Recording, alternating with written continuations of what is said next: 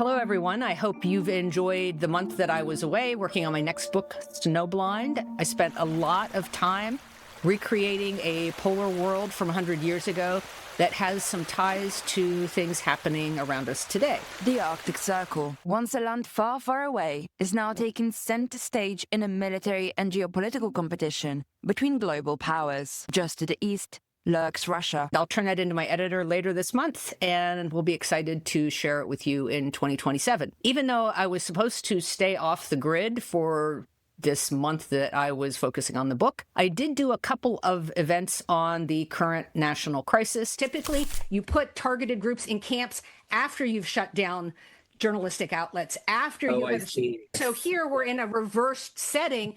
Certain groups are highly vulnerable. One of them was hosted by Duke University last week, a panel on the effects on families of ICE detention policy. But the majority of the U.S. population actually can act, and I would argue ought to be acting. I'll include a link to that panel in the episode description below if you want to check it out. I'm only a small part of it, but the others had some great things to say. The research literature is remarkably consistent on this, that immigration detention, particularly prolonged detention, has severe, widespread, multi-layered, and often very long-lasting health impacts on children, families, as well as unaccompanied minors. In honor of that conversation, I want to spend this episode of the podcast torturing a medical metaphor for what's going on in the United States and many other countries today. I'm the only president to take a cognitive test. We are living in a very sick society. Trump continues to talk about these 3 cognitive tests that he aced. One that has had a chronic illness since forever, but which is afflicted in new and more serious ways at the present moment. He keeps repeating, these are tough questions. These are tough questions.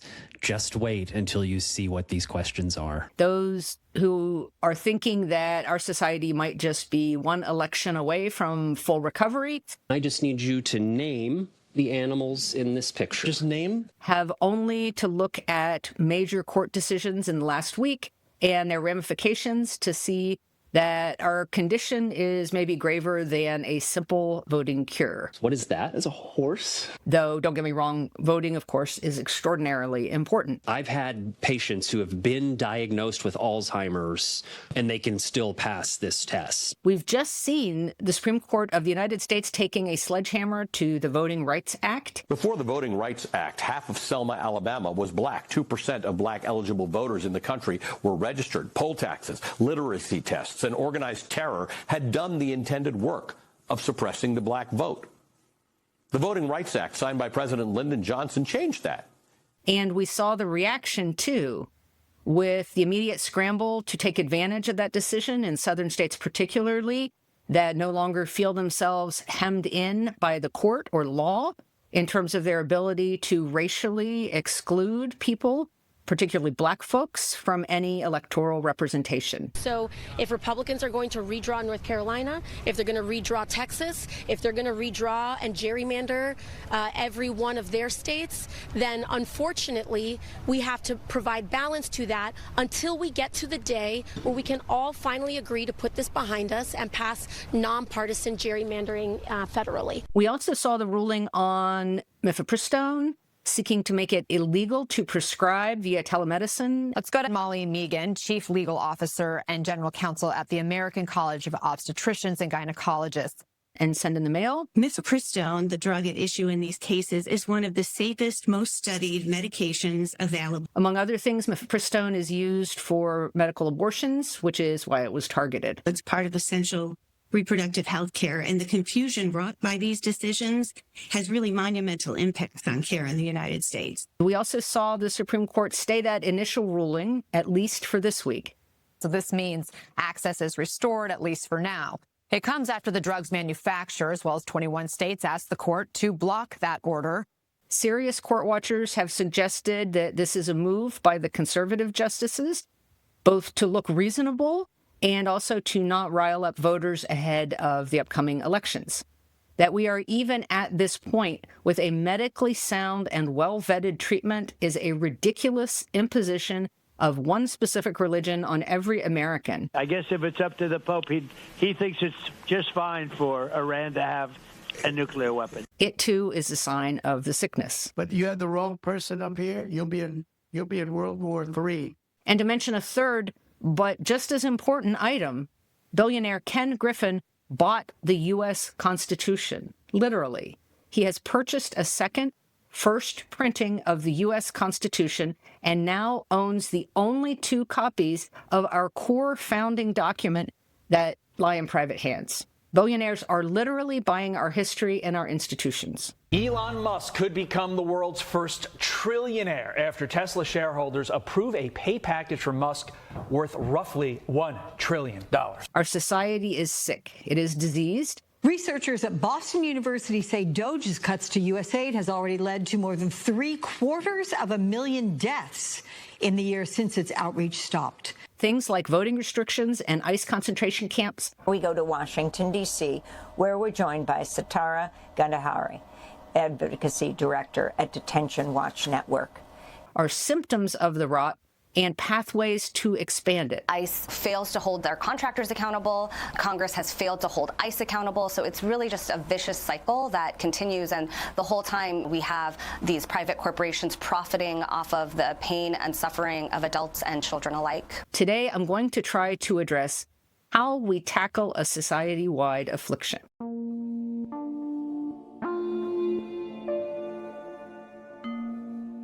First, I want to make one aside on metaphors and illness. There has been a lot of writing about how metaphor can be dangerous when talking about being sick. Using war metaphors to describe managing cancer, for instance, can be demeaning and judgy and inaccurate and is something that has been heavily criticized. So I'm going to use some other kinds of metaphors today, but I'm really hoping not to fall into that kind of framing. And another thing to realize about the illness that is debilitating the U.S. right now is that the country will not get better without changes to it. I want to bring in 2-time Nobel Prize-winning economist Joseph Stiglitz. This is not like a cold that resolves on its own. When Occupy Wall Street first emerged, you were very hopeful. A year later, they don't seem to be very effective anywhere around the country. What happened? The U.S. has a grave condition that requires significant treatment more than just bringing a new Congress in or electing a new president. I think they succeeded in a way at getting a core message across. The core message was, we are a divided society. We've seen expanding violence against civilians, erosion of free speech and civil liberties, mushrooming corruption at every level of government, and devastation inflicted overseas that has already led to hundreds of thousands of deaths, several illegal interventions, and one hapless and extremely dangerous war. One of their mottos is, we are the 99%. And when you say that we are the 99%, it's a really strong message because it says most of us, almost all of us, are in the same boat. There's just a little weak group up there, and it's not even 1%. It's maybe 1/10 of 1%, and it's not even those, because many of them are empathetic with the other 99%. On an aggregate level, we can't put all our hope in a new governor or a new president. One of the reasons I think they have failed is they were instinctively opposed to organization. They wanted to be spontaneous. Imagining that a new leader is going to save everyone is like being in a disastrous relationship multiple times and then skipping therapy to find a better boyfriend instead. They saw what had happened, what they thought of the corporate world, which had brought us to all these problems. They didn't want that kind of strong organization. Or going to therapy, but then not doing any of the things that you planned on doing because dating is more exciting. But you can't have societal change without organization. Except in this case, it might not be an I can fix him moment, but more of a they can fix us for political leaders or the country as a whole.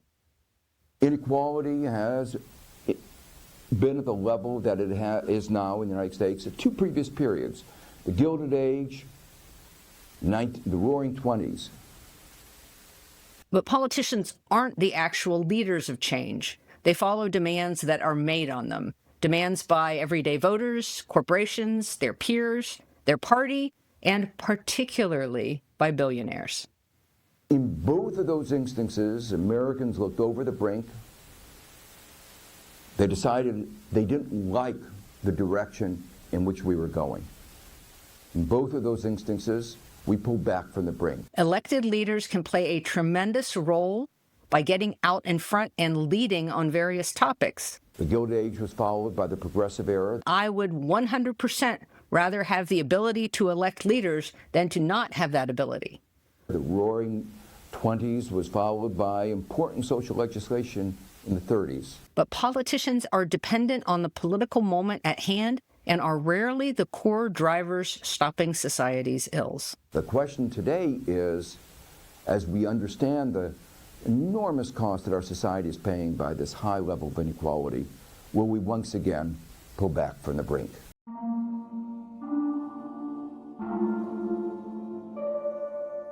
Another thing to remember is that part of the current disease afflicting the country is that under the right circumstances, almost all of us are susceptible to some kind of serious affliction. Mr. Earl Warren was probably the most outspoken advocate of internment.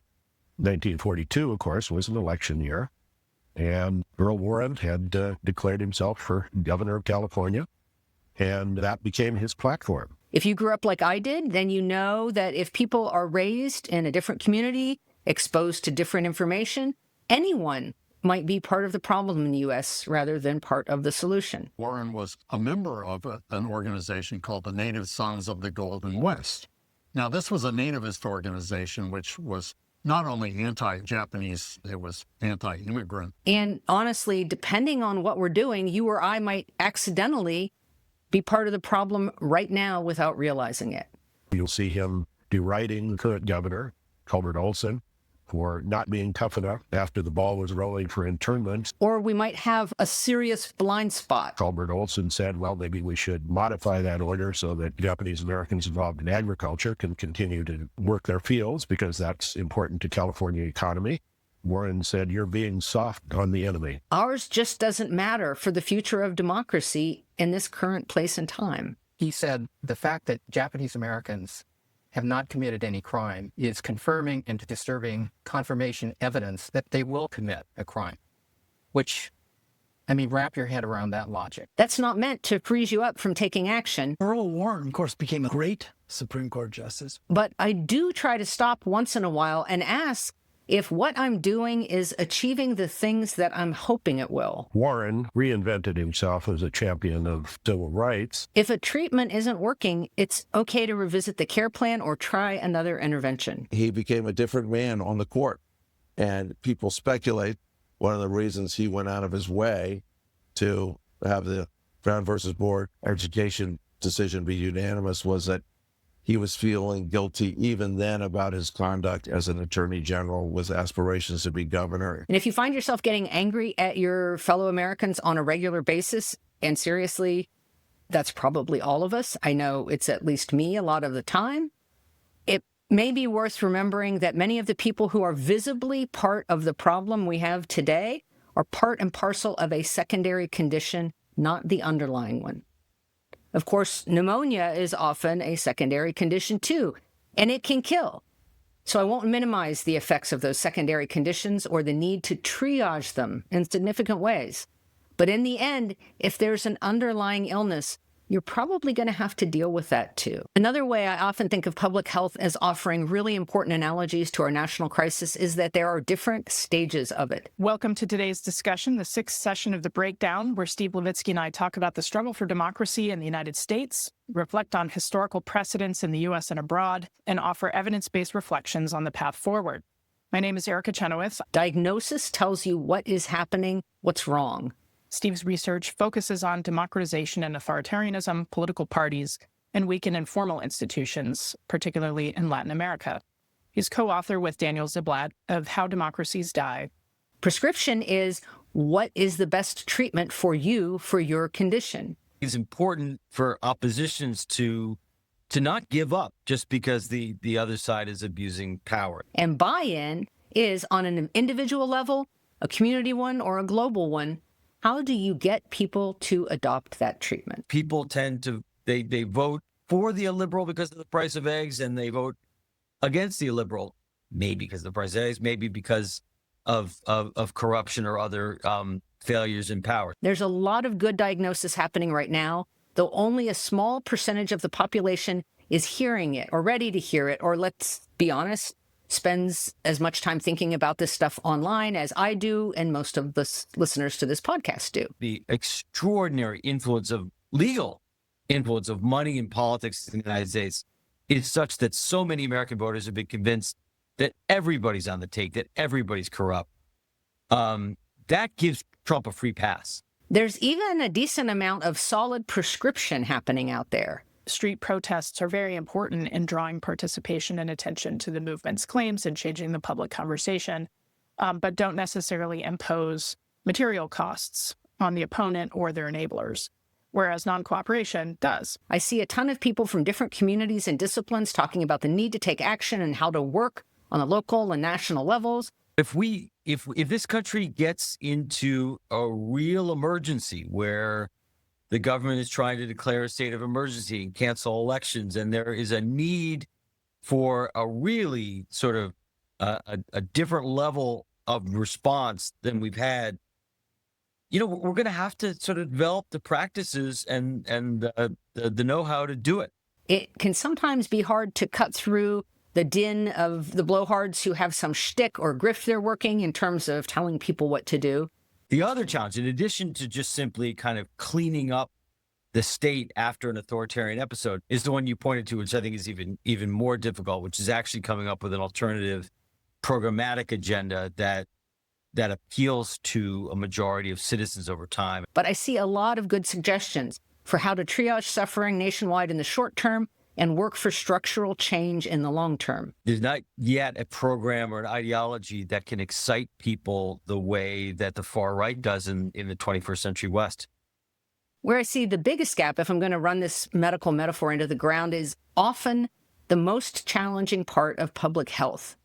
If you have a pretty good idea what's wrong and needs to be done, how do you get people to do that thing? I mean, be great to give them a civics class and convince them that liberal politics is better than illiberal politics, but that's not usually how it works. How do you, on a community level and an individual level, convince people to take action, to take care of themselves, their neighbors, and their society? In terms of the question of what it would take to get to broader non-cooperation, I think like any method, it depends on the movement's own capacity to coordinate across many different sectors of society. It's a question that some corners of medicine sometimes skip over too, and government as well. With so much uncertainty still ahead, can we ever envisage a time when we will be totally free of the virus? My spouse is a reporter who covered the COVID epidemic, and near the end of 2020, the 2 mRNA vaccines had been developed and were rolling out to doctors and nurses. It was an incredible scientific feat, but the Trump administration was botching the rollout. Turns out all those vaccine doses in reserve the Trump administration talked about, the ones they said they would now send out to the states, turns out they're not actually real. They're not there. In January 2021, the Biden administration came in and actually significantly fixed the rollout in a matter of weeks. President Biden speeding up the vaccine timeline and prioritizing educators for some of those vaccines this week. That comes as we hit day 40 in his 100 million vaccines in 100 days goal. And the nation's already more than halfway there, which was an incredible accomplishment. But another problem began to rear its head. Vaccine hesitancy. Joining us now, CNN chief medical correspondent Dr. Sanjay Gupta. In April of that year, my husband asked at a White House press conference about whether the new administration had a policy for rollout that dealt with vaccine hesitancy, and whether and how hesitancy might or might not affect the way they would approach the rollout. If those numbers don't budge, it's going to be very hard to get to herd immunity within, just the adult population. That's why everyone's talking about pediatric trials. He meant it as a real question, not a gotcha. but suspects it was taken as a bad faith inquiry. Who are these people who are more likely to be hesitant or refuse the vaccine altogether? At least among the rural population, 73% identify as Republicans, 41% identify as white evangelical Christians. The response was that they were not going to change anything based on vaccine hesitancy. Dr. Paul Offit, after all, is a respected pediatrician, a vaccine researcher, and an advocate. The idea had been that enough people would be vaccinated that it might break the back of the pandemic before the virus had a chance to mutate and emerge with variants that might be even more dangerous. I mean, I get hate mail, I would say, on a weekly basis. I've been physically threatened and physically harassed, and I've had 3 legitimate death threats, the kind that get investigated by the FBI. But that threshold was missed. Offit tells everyone that he's not motivated by money, but rather driven by memories. I mean, my parents were children of the 20s and 30s. They saw diphtheria as a killer of teenagers. They saw polio as a crippler. I was a child of the 50s and 60s. I had measles, I had mumps, I had German measles, I had chickenpox. I know what those diseases felt like. So despite an accurate diagnosis and a breathtaking medical achievement in developing a treatment that could be prescribed and made available to everyone, a significant number of additional people died due to not getting vaccinated, even in the new administration. Today, Florida Governor Ron DeSantis reignited COVID controversy during an appearance here in Jacksonville this morning. Standing beside the state's Surgeon General, the governor doubled down on his anti-vaccine and anti-masking stance. Persuading people to do the thing that will help them is hard. That's why most of us spend way more time on diagnosis and prescription, long past the point after which we understand what's going on. Seeing what's wrong and saying what to do is just easier than actually doing something.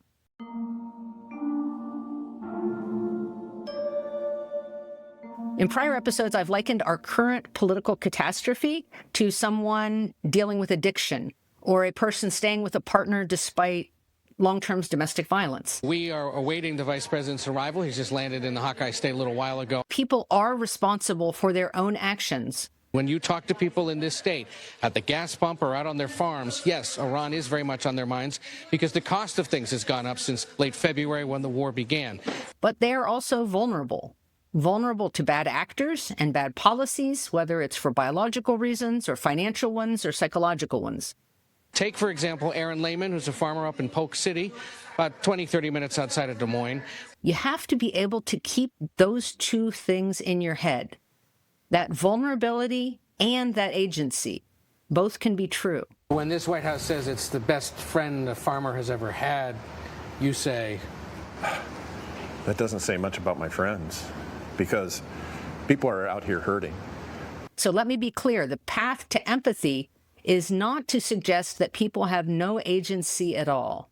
The path to empathy is realizing that when a society is sick, it's a disease any of us could have caught. Where is the anti-vax message really coming from? It's a very, very well-organized anti-vaccination movement. If you're mad at the rural folks who are suffering for bringing this on us all, if you're mad at people in Michigan or some other state for not voting for Kamala Harris, I want to say that anger can be a pretty normal reaction.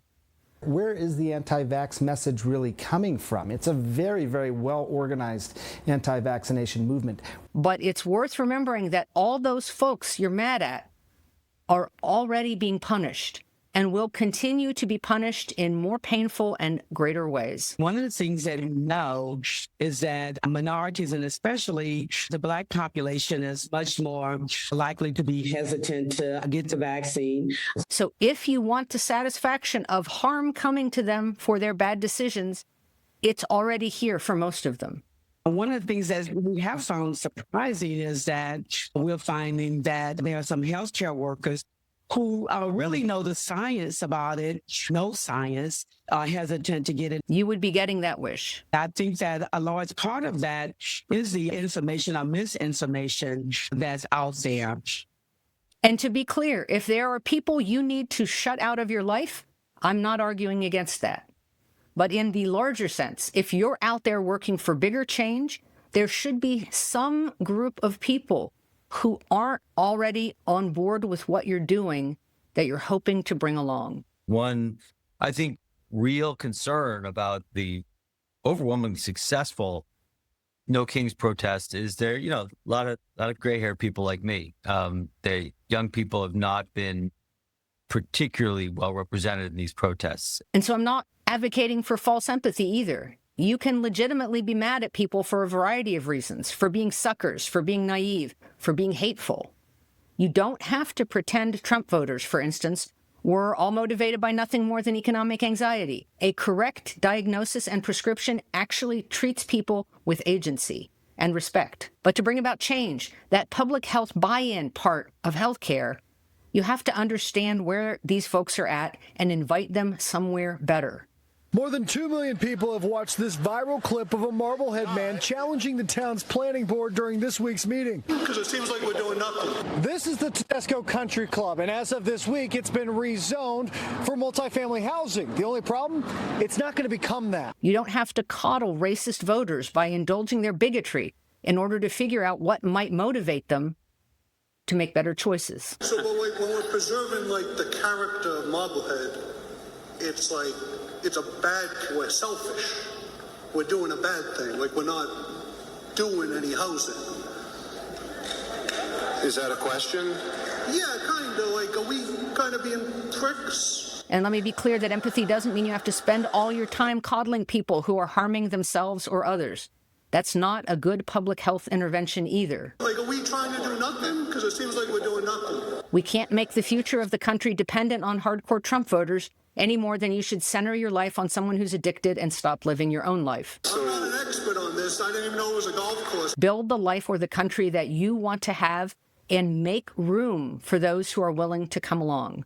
But, like, what do we... we're trying to make sure we build no houses? Imagine a life and a community that people would want to be a part of. I don't get it. Like, people live in houses. One thing about our national ailment in 2026 is that it's treatable. Now, Morocco, with a closer look at a period in our history both maligned and misunderstood. There are people out there every day making measurable gains in their communities. Call it the original Great Escape. On May 13, 1862, just over a year into the Civil War, an enslaved man named Robert Smalls, who labored on a Confederate steamer in South Carolina's Charleston Harbor, set into motion a daring plan. They're stopping ICE warehouses from opening. They're getting people in ICE detention out. They're voting in record upsets to change representation. He saw that the Confederate crew had left, and he knew that oftentimes they left for the evening, not to come back until the next day. In each situation, someone has set an actual goal in the world. Someone is calling on their neighbors or even strangers to join in. For Smalls and 6 other slaves and their families, the stakes couldn't have been higher. They knew that if they got caught, that they would be not just killed, but probably tortured in a particularly egregious and public manner. Online is both real and not real. I've talked about this a lot. Disguising himself in the top hat and long overcoat of a Confederate captain, Smalls piloted the ship past Fort Sumter towards the Union blockade and freedom. People, in many cases, have replaced their actual lives with their online life. So in some ways, the real life becomes less real. And how about this for a second act? After returning home to Beaufort, South Carolina, Robert Smalls was elected to the U.S. House of Representatives, one of more than a dozen African Americans to serve in Congress during the period known as Reconstruction, when the formerly rebel states were reabsorbed into the Union and 4 million newly freed African Americans were made citizens. Online is the place they go to escape reality. When you look at the radical, amazing changes that happened within a few years of the demise of slavery, there was a kind of irrational exuberance. But if sick public burns over media were sufficient to end careers, Drake wouldn't have had a #1 album last year. I mean, you go and you ask people on the street who the first black person was elected to the U.S. Congress, they're going to guess it's the 1960s, the 1970s. And they would never guess it was Hiram Revels from Mississippi. And so I'm not trying to take your hobby away if being online is your hobby. But if curing what ails America is your goal, it's going to take action in the real world. Hiram Rhodes Revels was born free and served as a chaplain to black regiments during the Civil War. On February 25, 1870, he was sworn in as a senator from Mississippi, an office once held by Jefferson Davis, who left the Senate to become president of the Confederacy. Online worlds can be a way to build connections, a tool to spread ideas, and even to get initial buy-in. But that actual change has to happen on the ground. This lithograph featuring the African-American members of Congress, all of them Southerners, all of them Republicans, in 1872. The final metaphor here is about the underlying cause of this disease. When Frederick Douglass saw the portrait of Hiram Revels, he said, at last the black man is represented as something other than a monkey. There is no doubt that hating minorities and women is a deep part of U.S. history, and a lot of evil has unfolded as a result of those hatreds. The year he's seated in the Senate, 1875, is the apex of black representation during Reconstruction. 7 House members and 1 senator. So that's the high point. Yeah, no, it is. And so, but he doesn't get to enjoy that high point very long. But there are communities that have rejected those same hatreds. When neither candidate in the 1876 presidential election secured enough votes in the Electoral College to be declared winner, a deal was struck. They are not fundamental aspects of humanity. Southern Democrats agreed to back Republican candidate Rutherford B. Hayes. In exchange, the federal troops who had protected black voters were withdrawn from the South.